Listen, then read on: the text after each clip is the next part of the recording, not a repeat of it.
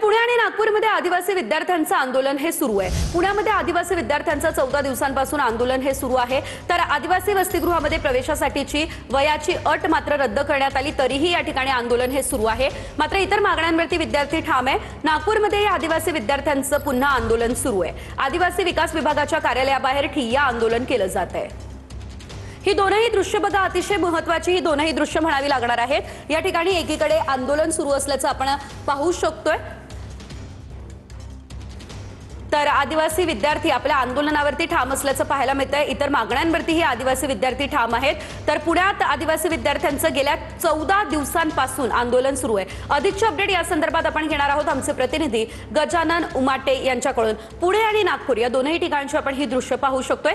गजानन, एकंदरीत आपण जर बघितलं तर पुणे आणि नागपूर दोन्ही ठिकाणी विद्यार्थ्यांचं आंदोलन जे आहे ते सुरू आहे। त्यांच्या सर्वच मागण्या मान्य झालेल्या नाहीयेत आणि त्यामुळे ते अद्यापही आंदोलनावरती ठामच असल्याचं कळतंय। या विद्यार्थ्यांचं नेमकं म्हणणं काय आहे, सविस्तर? नक्कीच आदिवासी विकास विभागाच्या कार्यालयात आदिवासी विद्यार्थ्यांचं आंदोलन सुरू आहे। मध्यंतरी जवळपास 10 दिवस आंदोलन चाललं, त्यानंतर शनिवारी आंदोलन स्थगित करण्यात आलं। पुन्हा सोमवारपासून आंदोलन सुरू झालेलं आहे। शेतकरी नेते वामनरावजी चटप यांनीही या ठिकाणी भेट देत या आंदोलनाला पाठिंबा दिलेला आहे।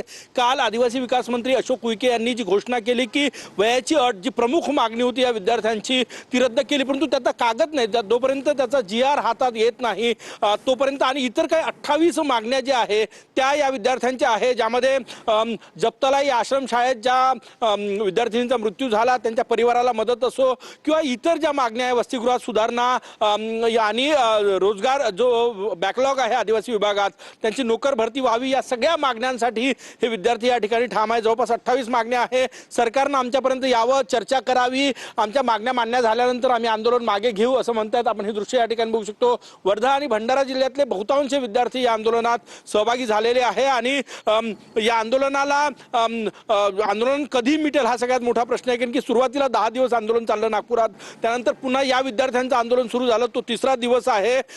सरकारने या ठिकाणी येऊन चर्चा करावी, आमच्या मागण्या मान्य कराव्या, या प्रमुख मागणीसाठी हे आंदोलन जे आहे ते या ठिकाणी होत आहे। वामनरावजी चटप या ठिकाणी पोहोचले। धन्यवाद तुम्ही दिलेल्या सर्व सविस्तर अपडेटसाठी।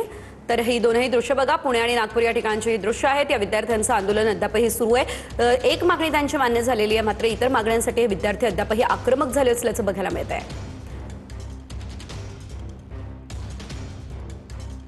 महत्त्वाचे मुद्दे म्हणजे आदिवासी समाजामध्ये झालेली जी बोगस घुसखोरी, डुप्लिकेट जात प्रमाणपत्र, आता सरकारने कायदा नवीन आणला, पण त्याच्यामध्ये जसा मकोका संघटित गुन्हेगारी सारखं त्याच्यामध्ये कायद्यामध्ये बदल होणं गरजेचं होतं, पण यांनी केलेलं नाही। त्याच्यामुळे सुप्रीम कोर्टचा निर्णय 12,500चा त्या जागा आजपर्यंत भरलेल्या नाही। या अशा जे जात पडताळणी आजपर्यंत न दिलेले लोक जे कामावर लागलेत, 6 महिने उलटूनही गेले तरी आजपर्यंत अशा लोकांना आजही कामावर ठेवलेलं आहे। ह्या जेन्युइन मागण्या विद्यार्थ्यांच्या, या गोष्टी सुप्रीम कोर्टाने सांगितलं असलं तरी सरकार आजपर्यंत 6-7 वर्ष झाले यांच्याकडे लक्ष देत नाही, तर मग याच्यामध्ये कोणत्या प्रकारचं राजकारण?